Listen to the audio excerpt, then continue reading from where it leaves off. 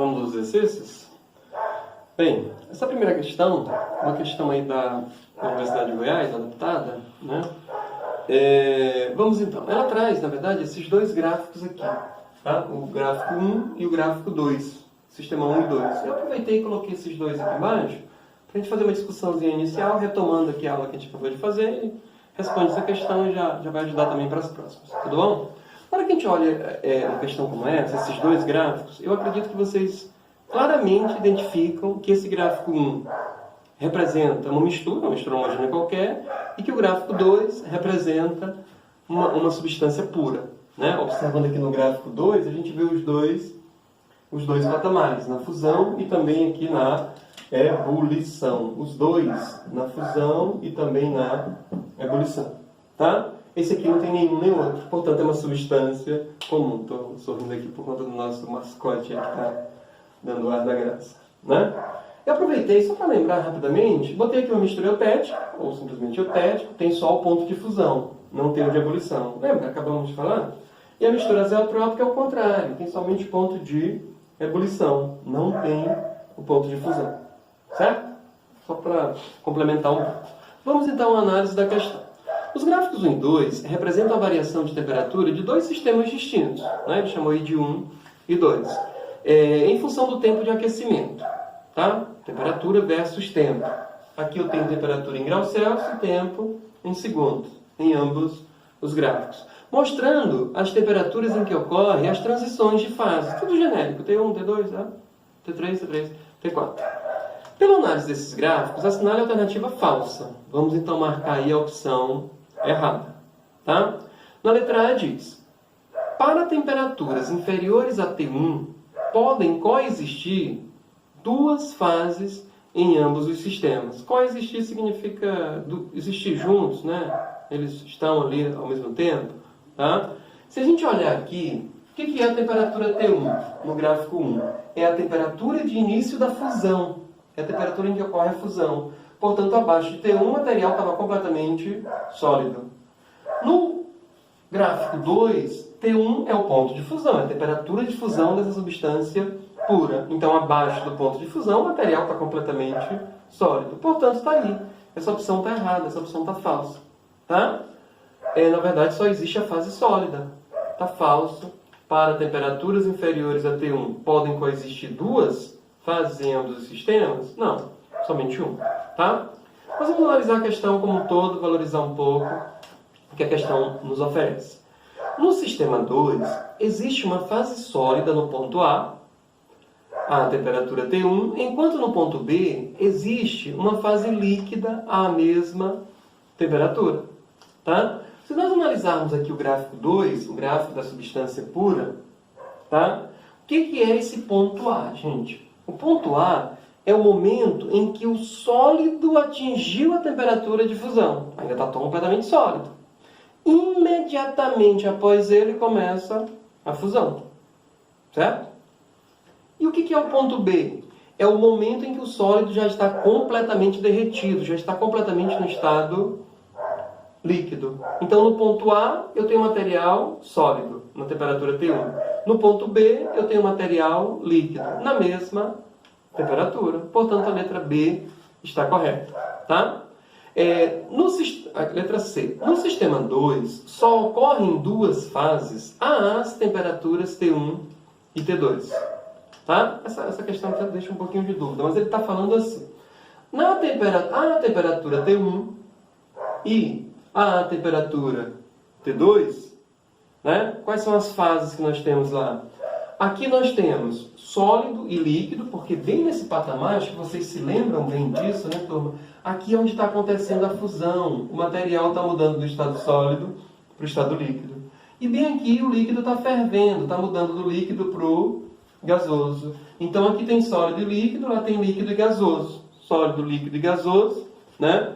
Então duas fases aqui na temperatura T1 e duas fases na temperatura T2, certo?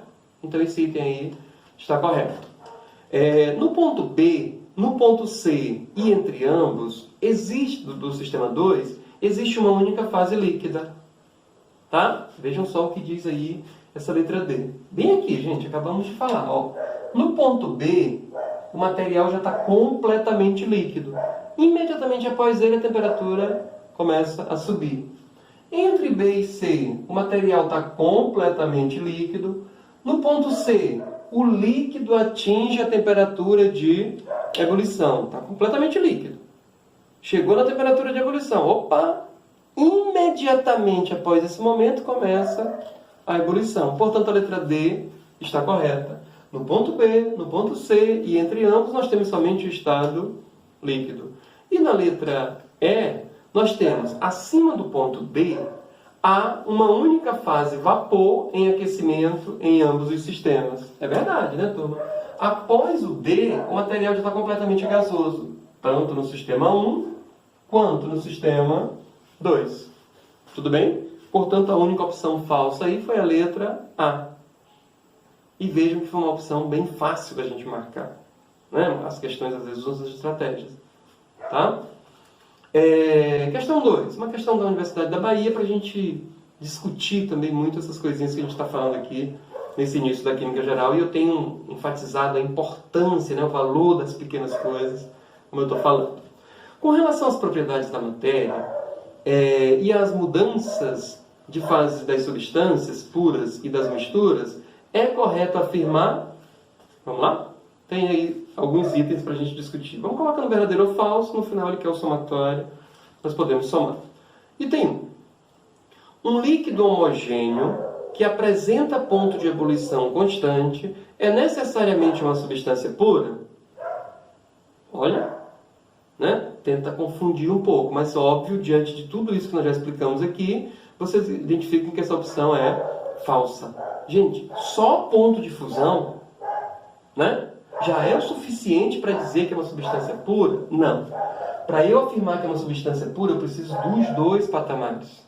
Tá? Eu posso ter uma mistura azeotrópica. Um líquido homogêneo que apresenta ponto de ebulição. Pode ser uma substância pura? Pode. Mas também pode ser uma mistura azeotrópica. Tá? Então, não posso dizer que é necessariamente uma substância pura. Cuidado com isso. Está errado o item 2. Cor, odor, sabor são propriedades químicas? Falso. Cor, odor e sabor são propriedades organolépticas ou propriedades organolépticas. Lembram?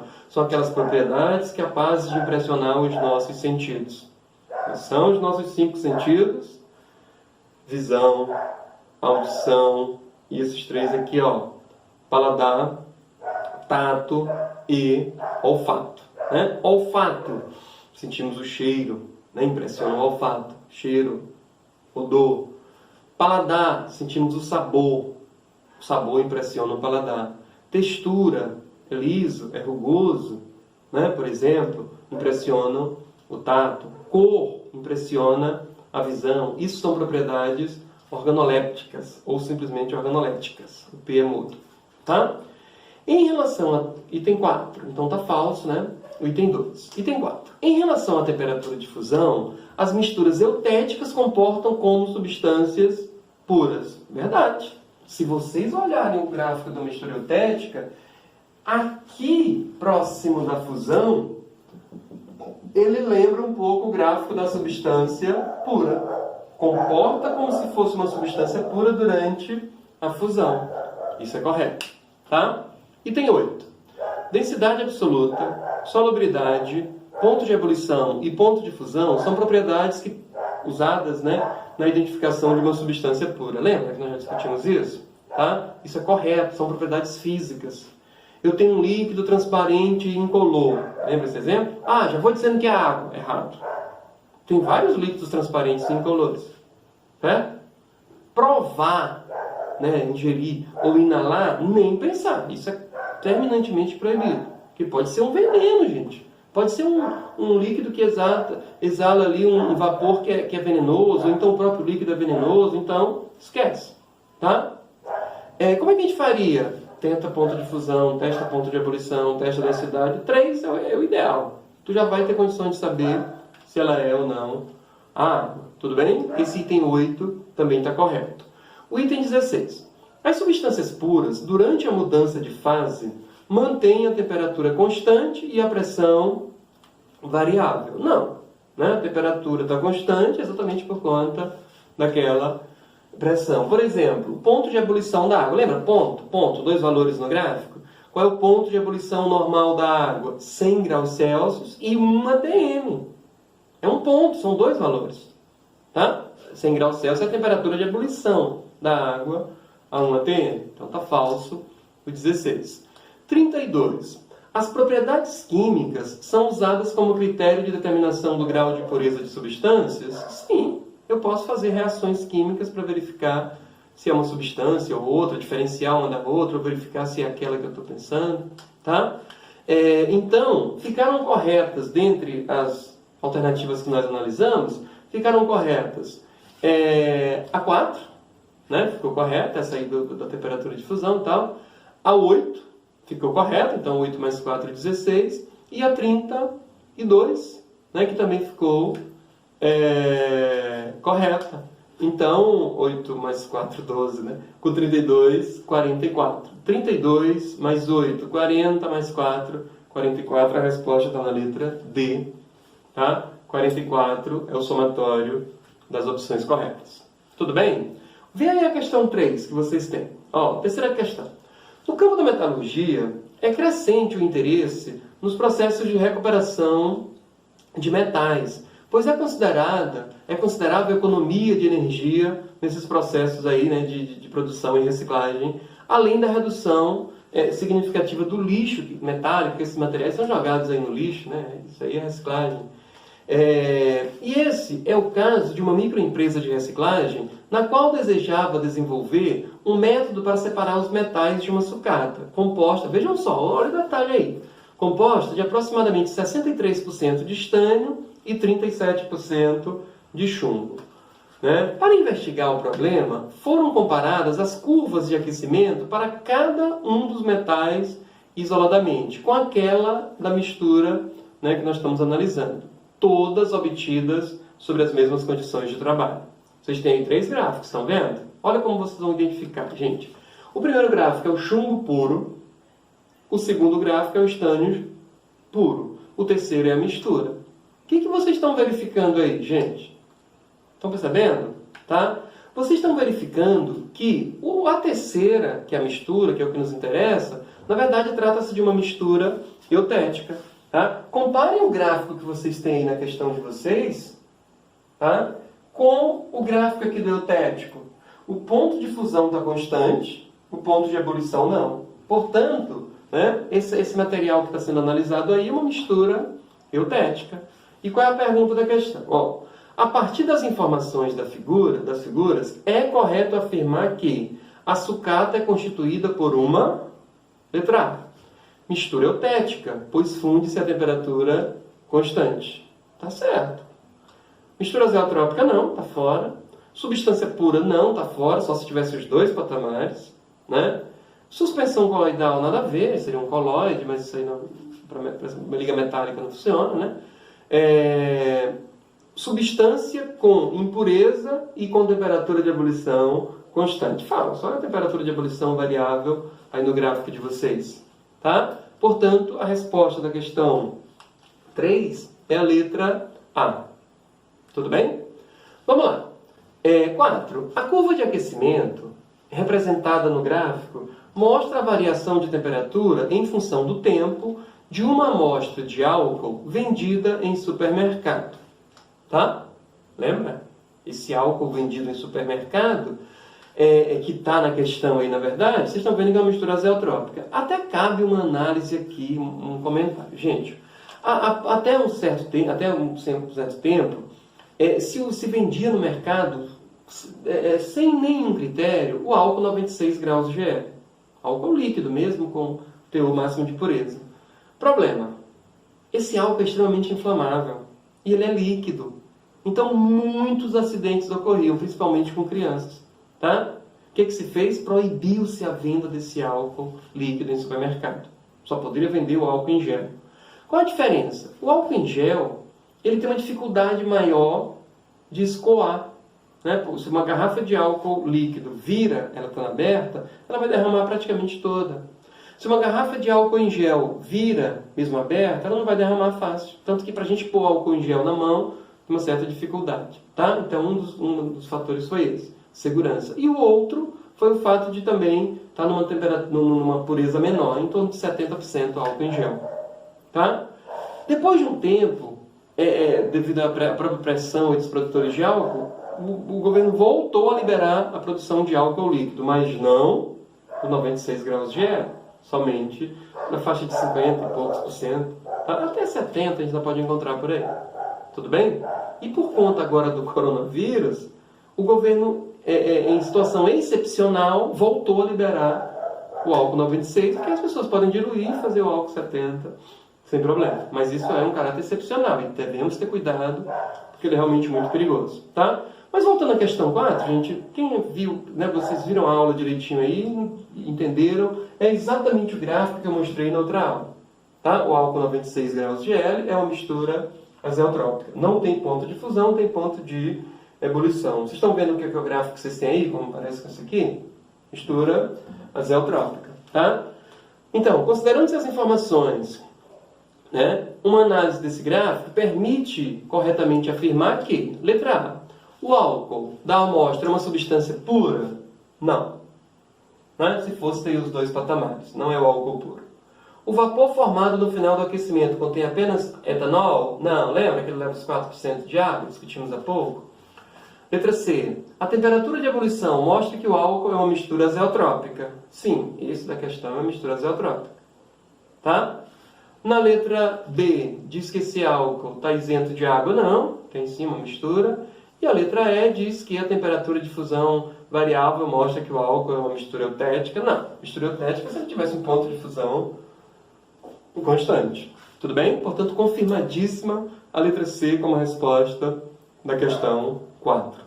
Tudo bem? Vamos lá, questão de número 5. Uma questão inteligente, bem interessante, como são normalmente as questões do ITA. Né? Já falei para vocês... se vocês se depararem com uma questão de vestibular, né, ou mesmo do Enem, que tem ali uma informação ou outra que vocês não sabem, não desiste por conta daquela opção, vai para as outras. Tá? Vejam só, o que essa questão 5 mostra para vocês? Assinale a opção que contém a afirmação errada em caixa alta aí, relativa à curva de resfriamento. Essas curvas que nós mostramos todas aqui são curvas de aquecimento. Vocês querem a curva de resfriamento? É só fazer o espelho delas. Tá? Isso aqui, se fosse água, eu teria gelo, o gelo derretendo, água líquida, água fervendo, no final vapor d'água.